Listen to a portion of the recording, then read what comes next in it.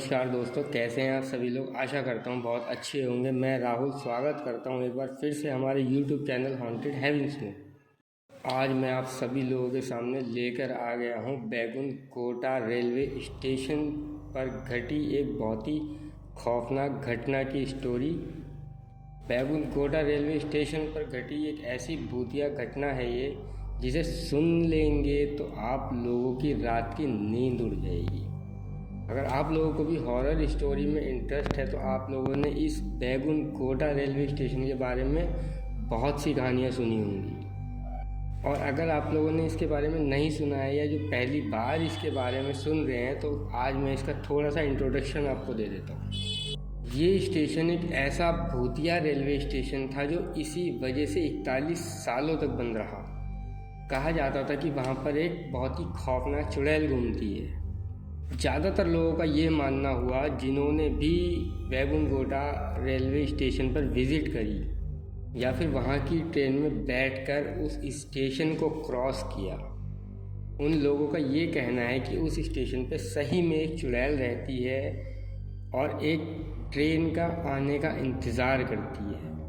लगभग हर ट्रेन के पीछे वो दौड़ती है, रात के समय, दिन में नहीं, रात के समय में ऐसा कुछ नहीं होता, क्योंकि आप लोग भी जानते हैं दिन में भूत प्रेत इस तरह की नेगेटिविटी ज़्यादा एक्टिव नहीं होती है। वहाँ पर स्टेशन पे किसी औरत के साथ कोई दुर्घटना हुई होगी जरूर। कहते हैं औरत ट्रेन के आगे आ गई थी और उसके साथ हादसा हो गया था। उसके बाद से ही कहते हैं उस औरत की आत्मा वहाँ पर बस गई थी और हर ट्रेन के पीछे वो रात को भागती थी। इस वजह से वो स्टेशन 41 सालों तक बंद रहा।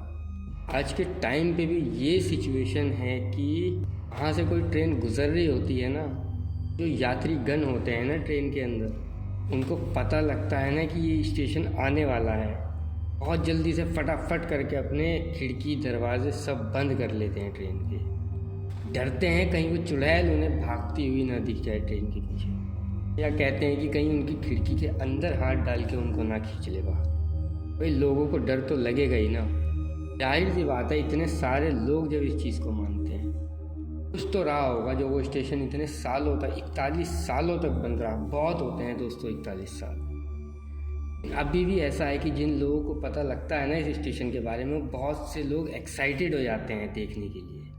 उन्हें पता लगता है कि हमारी ट्रेन उस स्टेशन को क्रॉस करने वाली है, हमारी ट्रेन, हमारे साथ भी कुछ होगा या कुछ देखने को मिलेगा या कोई घटना ऐसी होगी। सोचते हैं कि क्या पता वो चुड़ैल हमारी ट्रेन के साथ या हमारे डब्बे के साथ भी दौड़ने लगे तो हम लोग उसको देख लेंगे, फ़ोटो खींच लेंगे, वीडियो बना लेंगे। बहुत सारी तरह तरह की बातें सोचते हैं। बहुत से लोग ऐसा सोचते हैं और ऐसा ही एक नेहा नाम की लड़की ने भी सोचा। लेकिन ये होता है, नेहा लखनऊ में रहती थी और उसका अचानक से प्रोग्राम बनता है नेपाल की तरफ घूमने जाएंगे। नेहा की 3-4 दोस्त भी थी। एक का नाम राधा था और एक का नाम मीरा था। अपनी सहेलियों से बात करती है, अपने दोस्तों से बात करती है, ऐसे ऐसे प्लान हो रहा है, ऐसे ऐसे बहुत मन हो रहा है, तुम लोग भी चलो ना मेरे साथ। वैसे तो मैं सोलो ट्रिप करने वाली थी, तुम लोग भी चल लोगे तो और अच्छा रहेगा, मस्ती करेंगे। इसकी जो 2-3 सहेलियाँ थी वो तैयार हो जाती है। एक्चुअली में तीन सहेलियाँ इसकी तैयार हो जाती हैं। राधा, एक मीरा और एक और थी, उसका नाम मेरे पास नहीं आया, लेकिन चलिए उसका नाम मंजू दे देते हैं हम लोग। बहुत खुशी के साथ अपने टिकट्स वगैरह बुक कर लिए स्लीपर क्लास की। ट्रेन आई इनकी, लखनऊ स्टेशन पे लगी। चारों लड़कियां बहुत खुश हुई और ट्रेन के अंदर चढ़ गई अपना डब्बा देख करके। ये लोग इस बात से बहुत खुश थी कि जिस डब्बे में इन लोगों को सीट मिली थी उसमें ज़्यादा पैसेंजर नहीं थे। आपने देखा होगा हर डब्बे में एक कंपार्टमेंट होता है, अपर सीट, लो सीट, मिडिल सीट, इस तरीके से। फिर उसके बराबर में एक कंपार्टमेंट और होता है, उसमें मतलब इस तरीके से बहुत कम लोग थे। उस कंपार्टमेंट में ये सिर्फ 4 सहेलियाँ थी और कोई भी नहीं था। शायद अगल बगल वाले कंपार्टमेंट्स में लोग रहे होंगे तो होंगे, मालूम नहीं। इसी के साथ यहाँ से इनकी ट्रेन निकल पड़ी। अभी इन चारों को पता लगा कि बैकुंठकोटा स्टेशन से हमारी ट्रेन रात के समय निकलने वाली है, कि यही लगभग कोई 11, साढ़े 11 बजे के आसपास। इनकी ट्रेन का टाइम भी थोड़ा सा हिला हुआ था, आगे पीछे हुई थी। ट्रेन थोड़ी सी लेट हो गई थी, इसी वजह से वो ट्रेन रात को बैगुन गोटा टच करने वाली थी। चारों लड़कियां बहुत एक्साइटेड हो गई, अलग अलग क्रिएटिविटी माइंड के अंदर बैठाने लगी, सोचने लगी, इमेजिन करने लगी। सबसे पहले राधा ने उन्हें बताई कि बैगुन गोटा स्टेशन पे ऐसे ऐसे है और ऐसे ऐसे होता है। ऐसे ये स्टेशन आएगा ना तो ध्यान रखना याद से कि हम लोग लगभग सारी खिड़कियां तो अपनी बंद ही कर दें। अब दरवाजे तक कौन जाएगा, लेकिन खिड़कियां हम बंद कर देंगे अपनी। अभी नेहा क्या बोलती है, अगर ऐसा सचमुच में है तो मैं तो भाई उस चुड़ैल को देखना चाहूँगी। बाकी लड़कियों ने क्या बोला कि नहीं नहीं, ऐसा तो हो ही नहीं सकता, सारी सिर्फ और सिर्फ मनगढ़ंत कहानियाँ होंगी। ऐसे ही किसी ने मस्ती मजाक में मनोरंजन के लिए बोल दिया होगा। छोटा रेलवे स्टेशन है, ज़रूरी थोड़ी है कि वहाँ पे हर ट्रेन रुक करके जाएगी। ट्रेन तो पता नहीं कितने सारे स्टेशन निकल जाते हैं, छोटे छोटे, नहीं रुकती है। ये भी कोई ऐसी भूतिया एंटिटी के साथ जोड़ दोगे क्या? सभी लड़कियाँ ऐसी नॉर्मल बात करते करते इस मामले को बहुत ही लाइटली ले लेती हैं, बहुत मतलब दबा देती हैं, आप ऐसा समझ सकते हैं, इग्नोर कर देती हैं। होता है कि बैगुन गोटा अब आने ही वाला था और इन लोगों का दिमाग से जो था सब कुछ निकल गया था। आखिरकार वो स्टेशन बिल्कुल ही टच कर गया। अभी नेहा ने देखा, अरे वो स्टेशन आ गया। नेहा के दिमाग में एकदम से टच किया। जैसे ही स्टेशन पे ट्रेन टच हुई, नेहा ने फ़ौरन देखा और इसके दिमाग में आया और इसने सबको बताया।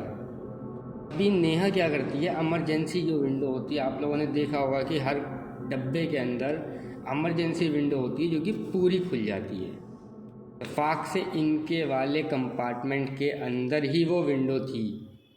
नेहा ने क्या किया, फ़ौरन उसी विंडो के पास गई और अपना सर निकाल के बाहर देखने लगी। इतने में बाकी की जो खिड़कियाँ थी वो फटाफट राधा, मीरा और उनकी चौथी सहेली बंद करने लगी।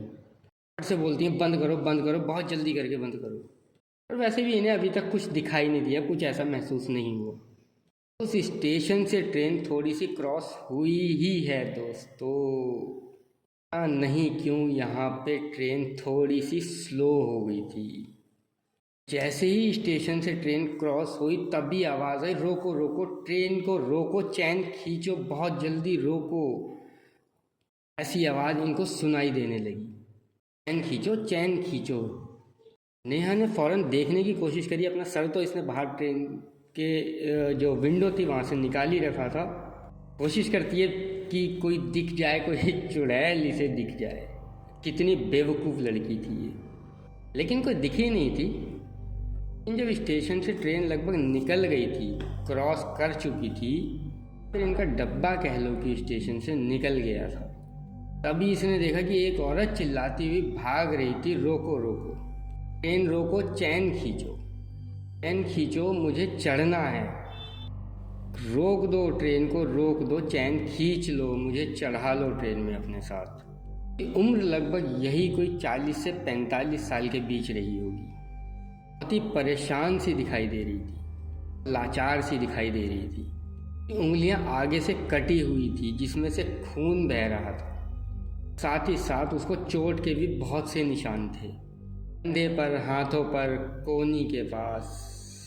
उसने लाल साड़ी पहनी हुई थी, साड़ी भी उसकी बहुत तितर बितर सी हुई थी। ये देखती है उसे एकदम ध्यान से, दिमाग में तुरंत ये हिट करता है कि यार सभी यही बोलते हैं कि लाल साड़ी वाली चुड़ैल यहाँ पर घूमती है, ये औरत भी लाल साड़ी पहनी हुई है। हट जाती है वहाँ से, बोलती है मैं हट जाती हूँ यहाँ से। जल्दी से अंदर हट गई और फटाक से अपनी खिड़की बंद कर देती है। इमरजेंसी विंडो ये खोल के बाहर देख रही थी तो इसने बंद कर दी। बाकी सभी लड़कियाँ इसको अचानक से देखती हैं और पूछती है, नेहा क्या हो गया, कुछ दिख गया क्या तुझे चुड़ैल उड़ैल? कि एक दो लड़कियों को विश्वास नहीं हो रहा था कि अरे हाँ हाँ मुझे दिखाई दिया। औरत भाग रही थी लाल साड़ी में, अजीब सी थी यार, उसको चोटें लगी हुई थी, उसकी उंगलियां कटी हुई थी हाथ की आगे से। बोल रही थी भागते भागते, ट्रेन खींचो चैन खींचो, रोको ट्रेन को, रोको चैन खींचो, मुझे चढ़ना है, मुझे चढ़ा लो बस। अरे छोड़ यार, ऐसे ही होगा कुछ, गांव है, हो सकता है कोई औरत चढ़ना चाह रही होगी रात को, ट्रेन रुकती भी नहीं है यहाँ पे जल्दी। ट्रेन यहाँ रुकी तो नहीं, खैर चलो कोई बात नहीं। कुछ बंद कर देते हैं, सारे खिड़की दरवाजे सब बंद कर देते हैं। अब सोएंगे आराम से, सोने का भी टाइम हो गया है। नेहा वही सब कुछ सोच रही थी, नेहा के दिमाग में वही सब कुछ घूम रहा था। अब भी राधा भी ये सब चीज़ें मानती थी, वो भी इन चीज़ों पे बहुत विश्वास करती थी। वो भी इसके साथ साथ सब कुछ सोचे जा रही है, सब कुछ इमेजिन किए जा रही है। नेहा को जो दिखाई दिया वो सचमुच कोई इंसान ही था या सचमुच कोई लाल साड़ी वाली चुड़ैल। कोई बात नहीं, थोड़ा समय और बीता और एक स्टेशन आया। वहाँ पर ट्रेन रुकी, छोटा सा ही स्टेशन था। उम्मीद नहीं थी कि कोई शायद वहाँ से चढ़ेगा। लगभग 15 से 20 मिनट तक ट्रेन वहाँ रुकी रही, फिर आगे बढ़ी और दूसरा स्टेशन आया थोड़ी देर। राधा और नेहा दोनों जाग रही थी, बाकी दोनों लड़कियां सो गई थी। अभी यहाँ पे ट्रेन रुकती है दूसरे वाले स्टेशन पे। एक बूढ़ी औरत ट्रेन में चढ़ती है, इन्हीं के डब्बे में, इन्हीं के वाले कंपार्टमेंट में। जो साइड वाली सीट खाली थी उसी पे आके बैठ जाती है। वो बुढ़िया औरत वहाँ पे थोड़ी कंफर्टेबल नहीं हो रही थी, परेशान दिखाई दे रही थी सीट के ऊपर बैठ के। पता नहीं शायद उस सीट का कुछ वो गद्दी वगैरह जो होता है, कुछ फॉर्म शायद कुछ ख़राब रहा होगा, तो उस सीट की थोड़ी हालत ख़राब थी शायद। तो उसे बूढ़ी औरत को अनकंफर्टेबल देख के नेहा ही उससे बोल देती है, अरे अम्मा जी आप परेशान मत हो, आप इधर आके बैठ जाओ, कोई बात नहीं, अभी मैं नहीं सो रही हूँ। अभी वो बुढ़िया उसके बाजू में आके बैठ जाती है और उसे देख के स्माइल करने लगती है।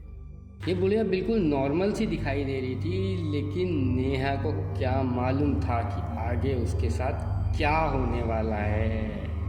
नेहा उससे पूछती भी है कि कहाँ जा रही हो। बुढ़िया बड़ा ही अजीब सा जवाब देती है कि बस जहाँ ये ट्रेन रुक जाए, जहाँ उतार दे वहीं उतर जाऊंगी, और ऐसा बोल के हंसने लगती है एक अजीब सी वियर्ड सी स्माइल में। इसे कहते हैं ना मजाकिया लोग जो रहते हैं, बड़ा ही अजीब सा जवाब दिया उसने।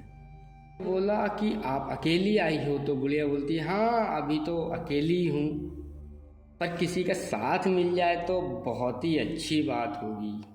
ऐसा बोल के फिर अजीब सी वियर्ड सी स्माइल में हंसने लगी नेहा की तरफ देख के।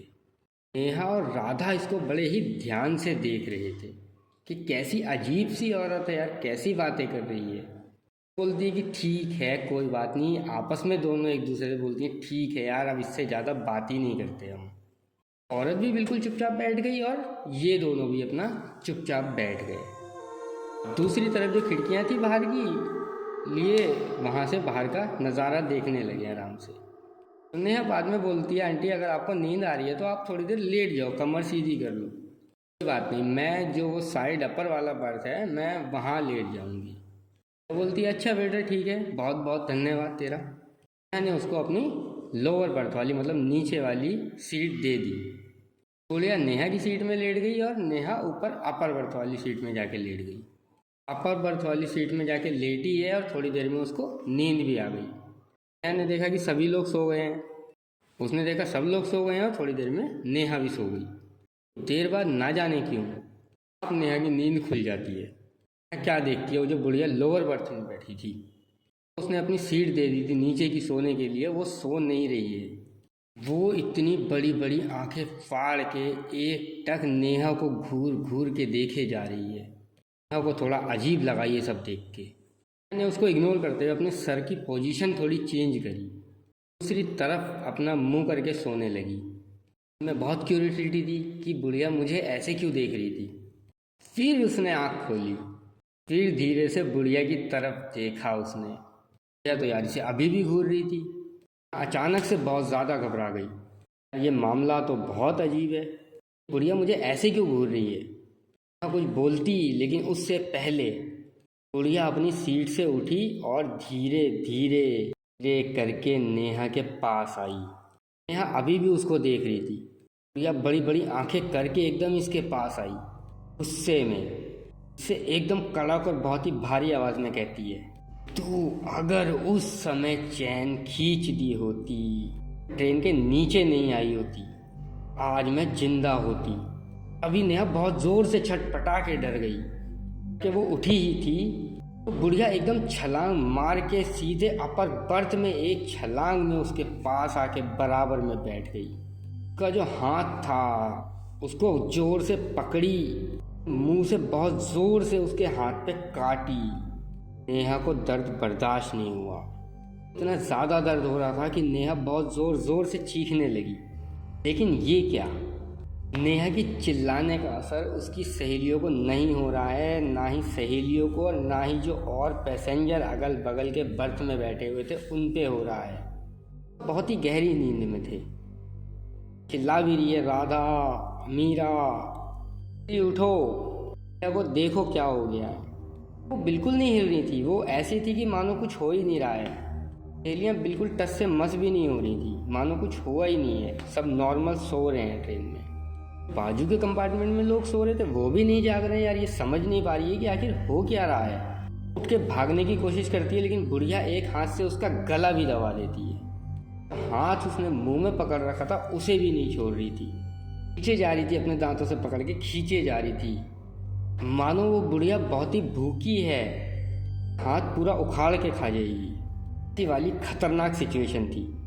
जाने क्यों लगभग 2 से 3 मिनट बाद मन में यह आया कि अब कोई कुछ नहीं कर सकता, भगवान खुद मुझे आके बचाएंगे।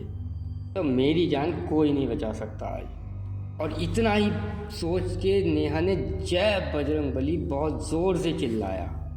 ही वो जय बजरंगबली चिल्लाई है, तभी राधा और मीरा दोनों चौंक के उठे। वो तीसरी सहेली भी इनकी तेजी से छटपटा के नेहा की तरफ भागे, चिल्लाते हुए, नेहा नेहा। किस्मत से बहुत बड़ी शिवजी की भक्त थी राधा, इनकी सहेली। हमेशा अपने जेब में केदारनाथ की विभूति अपने साथ रखती थी। कहीं पे भी ट्रैवल करती थी तो छोटी सी पेपर की पुड़िया बना के तुरंत वो पुड़िया खोली। वो विभूति जो उसके पास पुड़िया में थी फौरन बुढ़िया के ऊपर डाल दी। बहुत ज़ोर से चीखी, एकदम छटपटा गई, मानो उसके ऊपर विभूति नहीं पता नहीं क्या चला गया हो। छटपटाती हुई वो बहुत ज़ोर से वहाँ से भागी, सीधे दरवाजे की तरफ गई और चलती हुई ट्रेन से शायद दरवाजे से सीधा नीचे कूद गई प्रणाम करके। बुढ़िया नेहा का जो हाथ था वो पूरा इतनी तरीके से बुरी जख्मी हो चुका था, उसके हाथ से पूरा लाल खून इस तरह से बह रहा था। पूरी तरीके से बुढ़िया ने उसके हाथ से मांस उखाड़ दिया था, मानो खींच के। वो अपने हाथ को देख के और ज़ोर ज़ोर से चीखने लगी, घबराने लगी। पास के भी जितने लोग थे नेहा की चीख सुन के सब लोग जाग गए। और आंटियाँ भी थी बाजू के कंपाउंड में, वो भी बहुत ज़्यादा घबरा गई इसका हाथ देख के, हाथ की कंडीशन देख के। हाथ देख के, कंडीशन को देख के बेहोश हो गई वो, क्योंकि पूरे फर्श पे ट्रेन के लाल खून फैला हुआ था इसके हाथ से निकल के। आदमियों ने, जेंट्स लोगों ने इसको संभाला। इमरजेंसी को कॉल किया गया। स्टेशन में ट्रेन रुकी, इमरजेंसी आई है, उसको सारा फर्स्ट एड वगैरह दिया गया। वहीं पे ये लोग उतर गए थे। ट्रेन आई रिटर्न टू लखनऊ। लखनऊ आने के बाद ये नॉर्मल नहीं रही। नेहा चीज़ों से इतना ज़्यादा डरने लगी, इतना ज़्यादा डरने लगी कि हर पल लगे ऐसा तो बुढ़िया वो चुड़ैल के पास आएगी, मुझे फिर से कुछ कर देगी। मेरे को लगता है मेरा पूरा हाथ ही उखाड़ के लेकर जाएगी। ऐसा हो गया था मानो डर के जैसे दौरे पड़ते हैं ना कई बार लोगों को, एक बहुत डरावनी चीज़, मतलब जैसे दौरे पड़ जाना अचानक से किसी चीज़ को देख के, डर जाना बुरी तरीके से। को भी ऐसे ही दौरे पड़ने लगे थे डर के मारे, बुरी तरीके से झटके आते थे डर के मारे। लगती थी अरे मुझे मार देगी, मुझे हाथ उखाड़ लेगी, काट लेगी, मुझे बचा लो बस। बहुत ट्रीटमेंट हुआ, बहुत डॉक्टरों को दिखाया, एक से एक हॉस्पिटल में दिखाया, ट्रीटमेंट से कोई सुधार नहीं हुआ। समय के बाद सोना भी इसका दुश्वार हो गया, सपने में भी वही सब चीज़ें इसको दिखने लगी। किसी ने बोला कि जब इसके साथ ये सब कुछ हुआ है, इतना सब कुछ हुआ है, तो आप इसे डॉक्टर को क्यों दिखा रहे हो। इसके परिवार वालों को बोला गया किसी बाबा, किसी पंडित को दिखाओ। ये लोग फिर उसे एक बाबा के पास लेकर गए। बहुत ही प्रसिद्ध तांत्रिक कोई रहे होंगे इनकी जान पहचान वालों के। उनसे बात करी गई, उन्हें सारी बात बताई गई तो उन्होंने बोला ऐसी कोई चिंता करने वाली बहुत बड़ी बात नहीं है और कोई नेगेटिविटी या कोई चुड़ैल हावी नहीं है, सिर्फ इसका डर इसके ऊपर हावी है। डर ख़त्म हो जाएगा तो धीरे धीरे सब चीज़ें नॉर्मल होने लगेगी, इसका फोबिया ख़त्म हो जाएगा। तो ये सारी बातें इसके परिवार वालों को अकेले में बता रहे हैं, इसके सामने कोई बात नहीं हो रही है। वो बोलते हैं आप लोग घर में एक अच्छा सा हवन करवा लो, उससे इसका डर निकल जाएगा और इसको लगेगा कि घर में एक अच्छी खासी पॉजिटिविटी बन गई है हवन के माध्यम से। महामृत्युंजय मंत्र का एक ऐसा अखंड पाठ करवा देते हैं, एक बड़ा हवन करवा देते हैं। फिर वो करवाया गया इनके यहाँ, जो भी 5-7-10 हज़ार रुपया खर्चा उसमें लगा होगा इनका। इनके बाद से उसको ऐसी जो घबराहट होती थी, जो डर लगता था के जैसे जो आते थे डर की, नींद भी नहीं आती थी, बंद करके जो सारी चीज़ें सपने में आती थी वो धीरे धीरे करके दिखना बंद हो गई। इसके पीछे कोई भूत नहीं था, सिर्फ एक इमेजिनेशन, एक डर जो बैठ गया था दिमाग के अंदर। इसके चीज़ें तो इसे दिखना बंद हो गई थी, लेकिन ये उसके बाद भी इतना ज़्यादा डर गई थी कि ये घर से नहीं निकलती थी। घर वालों ने सोचा कि इसकी जीवन में बदलाव लाना चाहिए, ऐसी घर में घुटने लगेगी, पागल हो जाएगी, अपना मानसिक संतुलन खो बैठेगी। जानते हैं घबराहट के मारे, डर के मारे इंसान के साथ कुछ भी घट सकता है। के लिए फिर कुछ समय बाद धीरे धीरे करके रिश्ता वगैरह देखा गया शादी के लिए। अब से लगभग 2-2.5 महीने पहले इसकी शादी हो गई। शादी होने के बाद अब ये अपने पति के घर में अच्छी खासी अपनी ज़िंदगी काट रही है। आज भी ये उस रात को याद करती है ना, शहर सी उठती है, एकदम डर जाती है। अच्छी बात है कि इसके पति को सब कुछ मालूम है, ये वो इसको बहुत सांत्वना देते हैं, हिम्मत देते हैं पूरी तरह से। उम्मीद है कि धीरे धीरे करके जो थोड़ा बहुत भी जो डर इसके अंदर बचा है वो ख़त्म हो जाएगा। तो दोस्तों, इस कहानी से हमें ये सीखना चाहिए कि जिस चीज़ के बारे में हमें पता नहीं है, किसी भी ऐसी चीज़ के पीछे बिना सोचे समझे हमें नहीं जाना चाहिए, दूरी रहनी चाहिए। चीज़ को लोगों ने श्रापित बोल रखा है या हॉन्टेड बोल रखा है, क्या पता वहाँ पे क्या चीज़ ऐसी हो, क्या नेगेटिविटी ऐसी हो जिसका सामना हम लोगों से हो जाए और हम उससे उभर ही ना पाएँ। पता होने के बाद भी ऐसी किसी चीज़ के पीछे जाना, उसको एक्सपीरियंस करना, एक्सप्लोर करना बहुत बड़ी गलती साबित हो सकती है हमारी। तो दोस्तों, आज के लिए बस इतना ही। अगर आप लोगों के पास भी कोई ऐसी ही हॉरर स्टोरी है, आप लोगों से जुड़ी या आपके किसी संबंधी से जुड़ी, तो हमें इंस्टाग्राम पे या जीमेल आईडी पे हमें आप लिख के भेज सकते हैं। हो सकता है हमारी आने वाली अगली कहानी आप ही की हो। तो आज के लिए गुड बाय, राम राम, शुभ रात्रि। और हमें सब्सक्राइब करना ना भूलें, लाइक, कमेंट और शेयर ज़रूर करें। जय श्री राम।